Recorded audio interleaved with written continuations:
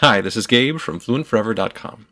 In this second video, Lily and I are going to cover all of Mandarin's consonants. So let's jump right in. Mandarin has 25 consonants.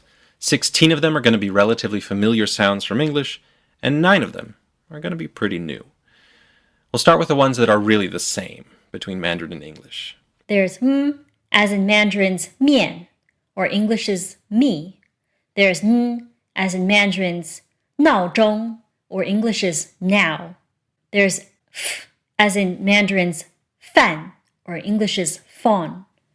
And w as in Mandarin's 晚饭, or English's wan. There are 2 more that sound the same in English and Mandarin, but have new IPA symbols. There's as in Mandarin's pang, and English's pong. Which is like an N with your tongue up in the back rather than the front. And there's y as in Mandarin's yang, and English's young. So now we can get into some slightly newer sounds. First off, Mandarin's l as in lu. This is a familiar symbol in IPA, a lowercase l, but it sounds a bit different from English. In English, when we say a name like Lou, the back and front of your tongue both come up towards the roof of your mouth. Lou. But in Mandarin, only the tip of your tongue comes up, and it reaches just behind your front upper teeth. Lu. English has lu, Mandarin lu.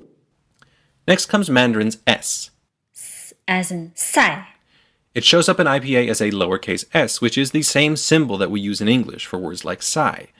It's basically the same sound in both languages. Just more often than not, the tongue is in a slightly different spot in Mandarin. For most speakers, an S in Mandarin is pronounced with the tip of your tongue touching your lower teeth. So you make your S a little further back in your tongue. You say s, sai instead of s, sai. S, s. For our next set of consonants, we'll need to take a little detour through English.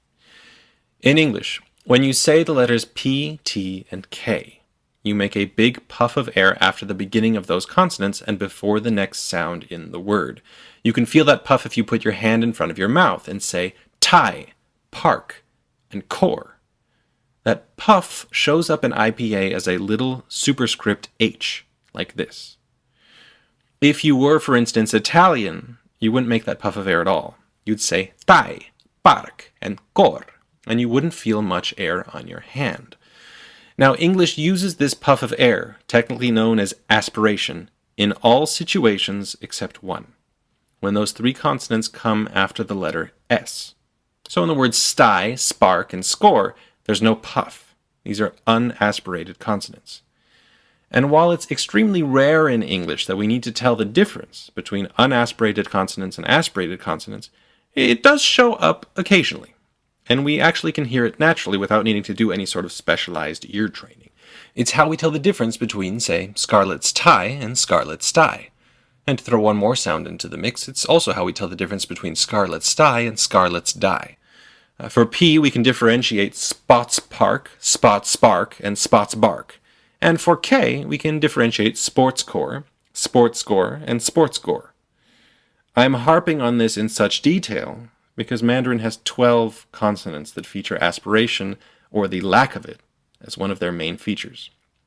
We'll start by covering 8 of them. There's p as in po, and there's b as in bo. And be careful. Even though it's spelled with a B in pinyin, and even though it sounds a lot like English's consonant B, it is not actually a B. There's nothing buzzing in your throat. And you can learn to hear that by comparing words like P and B in English with B. There's t as in ta, and there's d as in da. If you need a pair of words to compare here, try English's T and D with Mandarin's D. K as in kwa, and g as in gua. For comparison purposes, English has the name kai, the word guy, and Mandarin has gai. Last comes ts as in ts and z as in zi. This sound is a combination of a T and an S, which is a combination that shows up in English, with a puff of air at the ends of words. Cats, mitts, pots.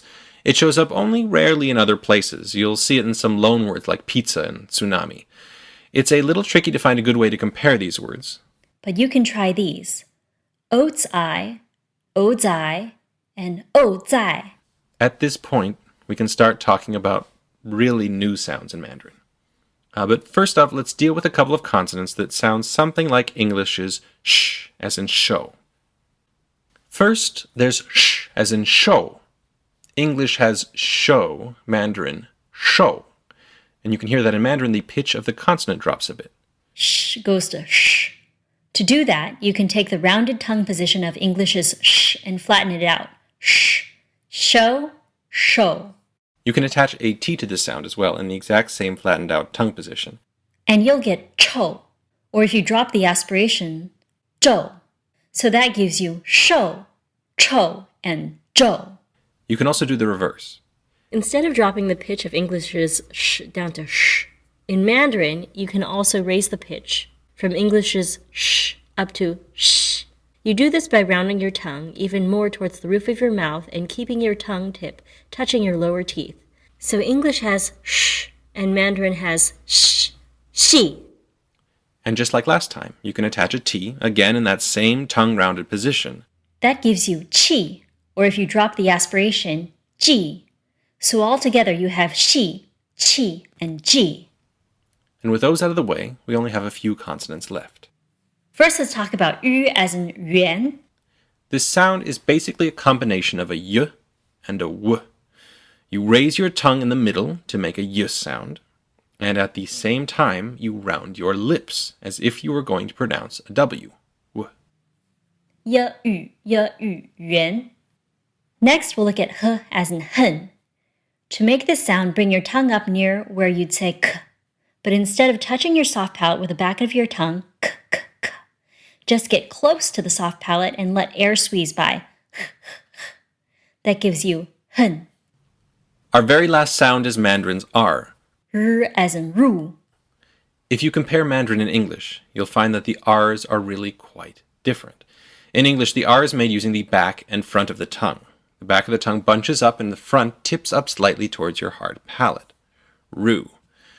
But in Mandarin, there is no bunching up and back. All the work is done in the front of the tongue, which pulls all the way back until it's pointing almost vertically towards the hard palate. As your tongue gets closer and closer to the roof of your mouth, you'll start to hear a buzzing sound. As soon as you start to hear it, stop right there. Your tongue's in the right spot. Ru. And those are the consonants of Mandarin. To review, we started with 6 consonants that were the same between Mandarin and English. There's as in Mandarin's mian, as in Mandarin's 闹钟, f as in Mandarin's fan, w as in Mandarin's 晚饭, as Mandarin's 胖, which is like an N with your tongue up in the back rather than the front. y as in Mandarin's 阳, Then we covered 2 consonants that were slightly modified from English. l as in lu, Which is an L that's pronounced using only the front of the tongue, and s as in sai, which is an S that's pronounced with the tip of the tongue, right behind the lower teeth. Next came 8 consonants that came in aspirated and unaspirated pairs, where the first sound has a puff of air just like you'd find in English, and the second one doesn't have that same puff of air. So we had p as in po and b as in bo, T as in ta and d as in da, k as in kwa and g as in gua. and ts as in ts and z as in z. Then we went to 3 consonants based on sh. Which was a kind of flattened out, lower pitched version of English's sh. There was sh as in show, and if you add an aspirated T sound, you get cho. And if you dropped the aspiration, you get zhou. And then 3 consonants based on sh. Which was a higher pitched version of English's sh, where the tongue is right next to the roof of the mouth. That gave us sh as in she. And if we added an aspirated T sound, we got ch as in chi. And if we dropped the aspiration, we got ji. We finished off with 3 more. Yu as in yuan, which is basically a y sound with rounded lips. Y, yu. H as in hen. Which is what happens when you bring your tongue up to where you pronounce a K, but let some air squeeze through. And r as in ru. An R made with only the front of your tongue, curved up so that it almost touches your hard palate, making a buzzing sound up against it. And that is all for Mandarin's consonants. Next up, Mandarin's vowels.